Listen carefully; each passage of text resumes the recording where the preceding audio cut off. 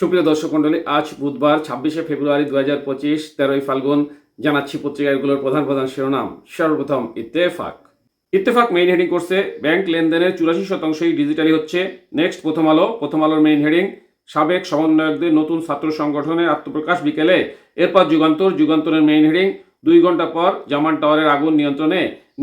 জনকণ্ঠের main heading, ঐক্য না থাকলে দেশ বিপন্ন হবে। এরপর ইনকলাবের মেইন হেডিং, ভেদাভেদ ভুলে ঐক্যবদ্ধ থাকুন। এরপর আমাদের সময়ের মেইন হেডিং, ঘরে বাইরে আতঙ্ক, আইন শৃঙ্খলা ঠিক করতে হার্ডলাইনে যাচ্ছে সরকার।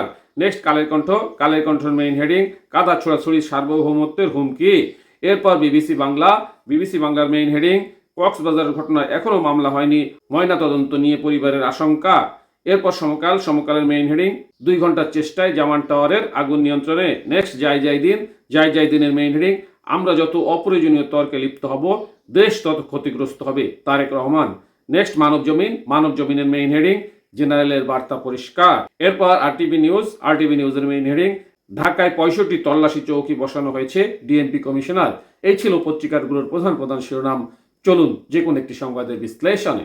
দর্শক মন্ডলী, আমি যখন ক্লাস 9-এ পড়ি তখন মীর মোশাররফ হোসেনের বিষাদ সিন্ধু একটা গল্প পড়েছিলাম। সেখানে ছিল, স্বাধীনতা অর্জন করার থেকে রক্ষা করা বড়ই কঠিন, যেটা আমরা গতকাল মাননীয় সেনাবাহিনী প্রধান শহীদ সেনা দিবসের অনুষ্ঠানে বলেছিলেন। এটা নিয়ে ইনকলাব পত্রিকাও একটা প্রতিবেদন করেছে। চলুন, ভেদাভেদ নয়, ঐক্যবদ্ধ থাকুন। রাজনৈতিক দল, সুশীল, বুদ্ধিজীবী, প্রশাসন সহ নির্বাচন সংক্রান্ত স্টেক হোল্ডারদের কাদা ছড়াছড়ি না করার আহ্বান জানিয়েছেন সেনাপ্রধান জেনারেল ওয়াকারুজ্জামান।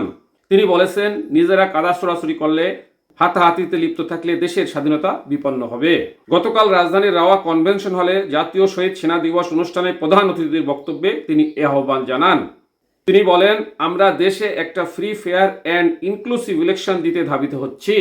তার আগে যে সমস্ত সংস্কার করা প্রয়োজন, অবশ্যই সরকার সেদিকে সহায়তা করবে। আমি যতবারই প্রধান উপদেষ্টা ডক্টর মোহাম্মদ ইউনূসের সাথে কথা বলেছি, তিনি নির্বাচন ইস্যুতে সম্পূর্ণভাবে একমত হয়েছেন। There should be free, fair and inclusive election, and the election should be within December or close to that. অর্থাৎ ডিসেম্বরের ভিতরেই নির্বাচন হচ্ছে। যদি কোনো কারণে ডিসেম্বরে নির্বাচন না হয়, তার আশেপাশে অর্থাৎ ফেব্রুয়ারি মার্চের ভিতরেই হবে, সেই ধরনের মন্তব্যটা করেছেন। আমরাও চাই দেশে সুন্দর একটা নির্বাচন হোক, আমরা সবাই মিলেমিশে শান্তিতে আমাদের এই সোনার বাংলাদেশে বসবাস করি। সাথে থাকার জন্য ধন্যবাদ। আসসালামু আলাইকুম।